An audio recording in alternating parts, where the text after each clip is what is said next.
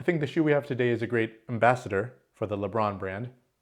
I think you should soldier on until the end of the video and witness everything this shoe has to offer. We have fun here at WearTesters.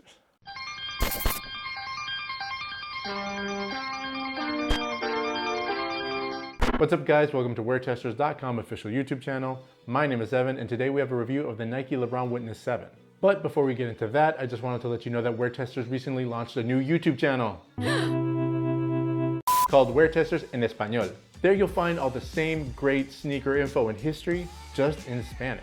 So if you're a Spanish-speaking sneakerhead, head on over and make sure to subscribe to the channel. And even if you're not and you want to support WearTesters, make sure to subscribe as well because every sub and view is greatly appreciated. Now with all that being said, let's dive into the LeBron Witness 7. The Nike LeBron Witness 7 retails for about $114. And if you want to pick up your own pair, there's a link in the description box below. Now this shoe right here had a really high standard to live up to. The LeBron Witness 6 was one of the best budget and outdoor models from last season. And the LeBron 20 is shaping up to be one of the best performance basketball shoes of this year. On top of that, all of the LeBron takedown lines have been consistently great performers, especially the Soldier line, which has some all-time great performers, and the Ambassador line, which normally brings us really good outdoor performers. So in general, expectations are really high when it comes to takedown LeBron models. So it's safe to say that the LeBron Witness 7 has some big shoes to fill.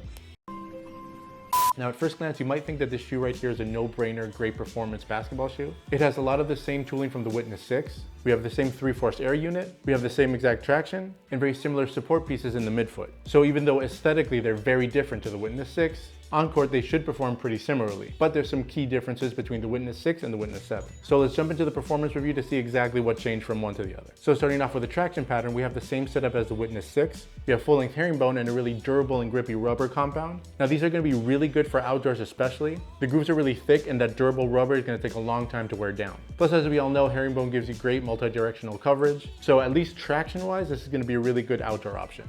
I also got to play with these indoors and the traction worked really well. But for some reason, this shoe just feels like an outdoor model to me. It's a budget model, so you don't mind beating up too much. It has that great traction pattern.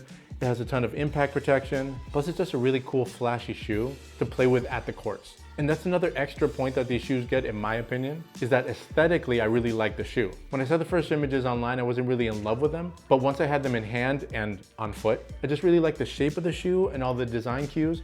And I really do use these casually. The shoe has a deconstructed industrial look to it that I really dig. And I don't know if this is just my thing, but it's one of those beefy shoes that just look good on your foot. Maybe like a Reebok Question. And it looks kind of sleeker if you look at it this way. But if you look at it from the top down, it does look a lot more substantial. This is very thick. Okay, now moving on to the cushion. Again, we have the same 3-force air unit from the Witness 6. It offers a ton of impact protection. It's really plush and bouncy, but it does take away a little bit of responsiveness and a lot of court feel from the shoe. So just keep that in mind. Now I did have one big issue with this setup. What? And it's regarding the break-in time.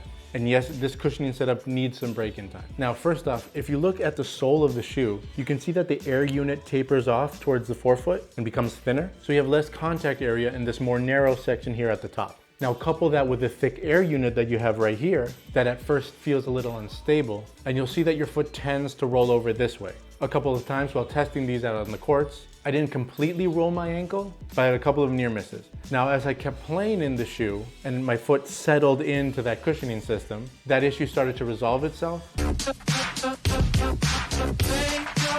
But especially at the beginning, this shoe felt really unstable, which is an issue I've had before with other LeBron models, especially in this one right here. This is the LeBron 10. So at first when I started playing in these, the air unit felt really unstable, at least in my opinion. But as I played in them and my foot kind of settled into that cushioning system, they just got better and better. So especially at the beginning when playing in this shoe, I would suggest to take it easy, maybe use them as a runner for a while, or maybe use them casually as first until they're broken in. But I really wouldn't suggest trying to break these in on the court, especially not going full tilt. But once they're broken in, the cushioning is pretty good. At first it's constrictive, but after a while it becomes a part of you.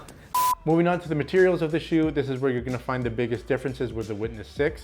and where this shoe might have taken a step back performance-wise. The upper is almost 100% textile, except for this synthetic leather overlay and the TPU containment pieces on the side. Now the textile is very soft, which is good for comfort and for break-in time, but not great for containment. The one big issue I had with the materials was, especially here in this forefoot area, where as you can see, it's really, really soft and really pliable. But I would have liked a little bit more containment in that toe box area, especially on movements that require you to plant your foot really hard. So I think like step backs and when you change directions, that type of movements, I could feel my toes pushing up into the material, and it did take away a little reactiveness in those type of movements. It wasn't a huge issue, but I have to mention it. Now again, I do think the shoe looks great, but the materials are as cheap as you'll find in a Nike basketball shoe. I think that's rude.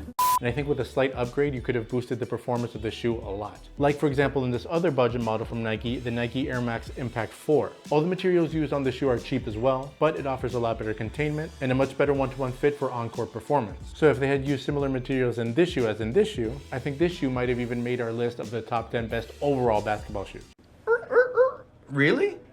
And not just be a good budget or outdoor option. One good thing about that little extra space in the toe box is that I do think that this is going to be a good option for wide footers. That forefoot is already pretty wide, and the forgiving materials will give you a little extra space. So talking about the support on the shoe, it's a little tricky. Of course, I'll be talking about the support of the shoe once I broke in the cushioning system. So once the cushioning conforms to your foot, the support features actually work really well on the shoe. We have 2 lace cables in the forefoot on each side, which are these orange pieces right here. We have 2 TPU pieces on each side of the shoe towards the heel, which add a lot of lateral stability. We have a nice heel counter in the back. The forefoot offers a really wide base to keep you stable on court. And it's not a stability feature, but the traction works really well, and it adds to that feeling of security on court. Now, again, the one issue I had was that toe box area, where I would have preferred better lockdown, but overall the support features worked really well on this shoe. As far as the fit goes, I would go true to size in the shoe. Even though there's extra space in the toe box, lengthwise they fit perfectly.